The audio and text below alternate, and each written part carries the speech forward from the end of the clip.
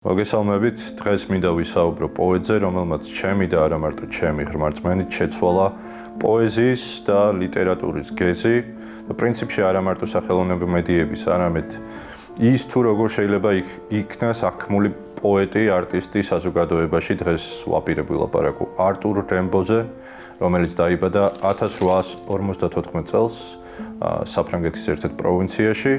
არტურ რემბო გახლდათ საშუალო ფენის ოჯახიდან, მამამისი იყო სამხედრო პირი. თავად რემბო საკმაოდ პატარა ასაკიდან გახლდათ წარჩინებული მოსწავლე, მას ჰქონდა მრავალი ჯილდო, მედალი, დედამისის დიდი მონდომების და თავისი ნიჭის წყალობით ბავშვობიდანვე დაეუფლა ლათინურ ენას.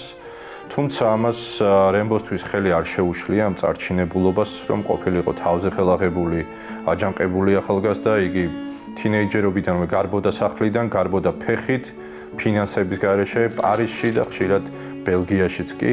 და სწორედ ერთ-ერთი ასეთი გაქცევისას მან აღმოაჩინა პარიზის კომუნა, რომლის წევრიც კი გახდა 1871 წელს. მისი მარადიული ჯანყის სურვილი რეალიზდა სწორედ ამ ტიპის საზოგადოებაში.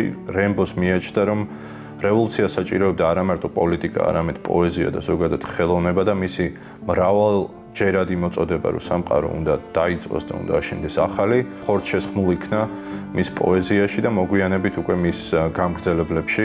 რემბო მართლაც დაფლითა კლასიკური სიტყვათა წყობა თავისი პოეზიით და განუდგა როკოკოს ჩუქურთმებში ჩახლართულ ხელოვანებსა და ხელოვნებას, თუმცა რა გასაკვირია, რომ მისმა თანამედროვეებმა ვერ შეძლეს არტურ რემბოს პოეზიის სათანადოდ დაფასება, რაც გამოიხატა უკვე მოგვიანებით მისი პირველი კრებულის გამოცემის შემდეგ, რომელსაც ერქვა ერთი სეზონი ჯოჯოხეთში ან სეზონი ჯოჯოხეთში. მე მაქვს ინგლისური ეგზემპლარი ამ წიგნის, რომელიც გახლავთ პატი სმიტის წინასიტყვაობით და მისი შეძენა ამ კონკრეტული ეგზემპლარის შესაძლებელია ბუკინისტები ჯიზე.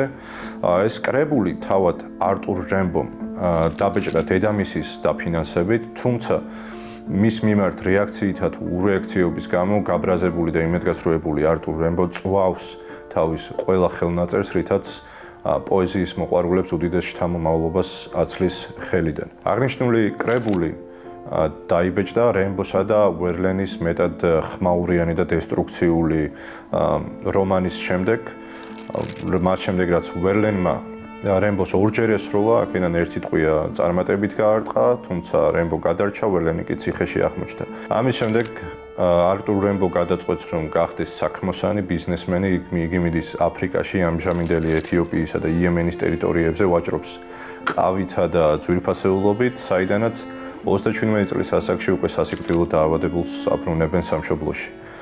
თავად ვერლენისთვის ამ ინციდენტს ხელი არ შეუშლია, რომ არტურ რემბოს პოეზიის თაყვანისმცემლად დარჩენილიყო, მან რემბოს გარეშე გამოსცა კრებული გამონათებები, რომელიც ასევე არის ქართულად ნათარგმნი ირაკლი ყოლბაიას მიერ წიგნში სახელად ხილველის პოეზია, რომელიც საბედნიეროდ ინტერნეტში მოიპოვება, შეგიძლიათ წაიკითხოთ. ორივე აღნიშნული წიგნი არის დაწერილი პოეტური პროზის ჟანრში, რაც ჩემში ცალკე აღფრთოვანებას იწვევს, რამით ძალიან რთული არის აღნიშნული მიმდინარეობაში იპოვოთ კარგი მართლა ზღირებული ტექსტი, ან მით უმეტეს ავტორი, რომელიც მთლიანად ამ ტექსტს მოიცავს, ისე რომ არ დაამსგავსოს პოეტური პროზა ცნობიერების ამორფულ ნაკადს. რემბომ ამასაც წარმატებით გაართვა თავი 21 წლამდე. არტურ რემბოს პოეზიის გავლენა დასალულ ხელოვნებაზე, არა მარტო პოეზიაზე, არის განგრძობითი დღემდე, ჩემი აზრით, ჩვენ ცხოვრობთ არტურ რემბოს რევოლუციაში და პოსტრევოლუციურ პერიოდში. მას უკავშირდება დასალური ავანგარდი, მას უკავშირდება მოგვიანებით ჯაზ და როკ მუსიკა, მას უკავშირდება ის თუ როგორი გახდა არტისტი, მას შემდეგ რაც რემბო იქნა აღქმული საზოგადოებისა და მკითხველის მიერ. მას ყავდა თაყვანისმცემლები, რა თქმა უნდა, საქართველოშიც, მათ შორის გალაქტიონი წერს თავის ერთ-ერთ ლექსში ბოდლერი ესეა, ვერლენი წესია, რემბო უმჯობესია, ასე ამთავრებს თავის ერთ-ერთ ლექსს. ასევე სხვა ქართველი ავანგარდისტები და სიმბოლისტები რემბოს ძალიან ეტრფონდნენ და ძალიან ხშირად ახსენებდნენ მას თავის ლექსებში.